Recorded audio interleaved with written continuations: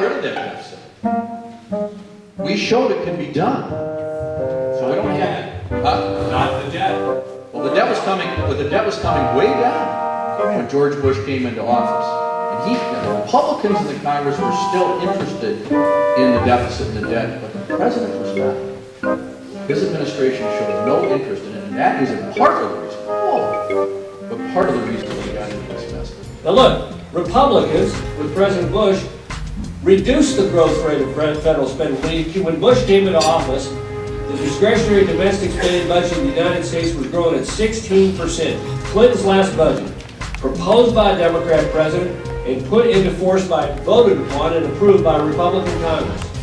Bush said, no, we're not going to do that. We're going to start slowing this down. First year, 6.6% growth. Next year, 5% plus growth. Third year, 4% growth. Fourth year, 2.2% growth. Way less than inflation. And he flatlined it for the last 4 years in office at less than inflation. And yet, when this president comes in, the first thing he does is not only go out and spend the 862, but he asked for an 8% increase in the baseline discretionary domestic spending budget in the United States.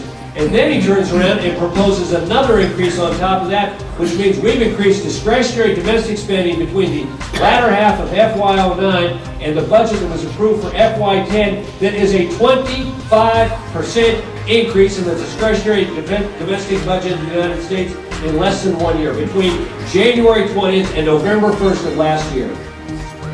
Think about that. At that rate, we will double the size of the discretionary domestic budget in the United States in less than 3 years.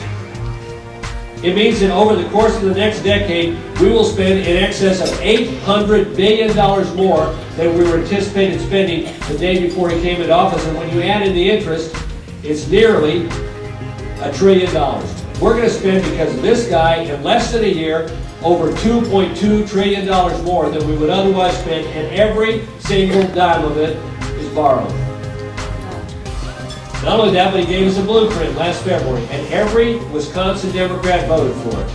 And that blueprint calls for doubling the size of the national debt in 5 years and nearly tripling it in 10. Not because that wasn't a warning. He wasn't saying this is a bad thing that's going to happen. He said, I want this spending to happen, and so this is going to be the byproduct of it. Hidden, incidentally, in a chart, mentioned in a footnote. The budget deficits that were 2.1% of GDP under Bush are going to be running at 5.1% over the next 10 years because of that blueprint of President Obama, and that assumes rosy economic projections that are not going to come to pass.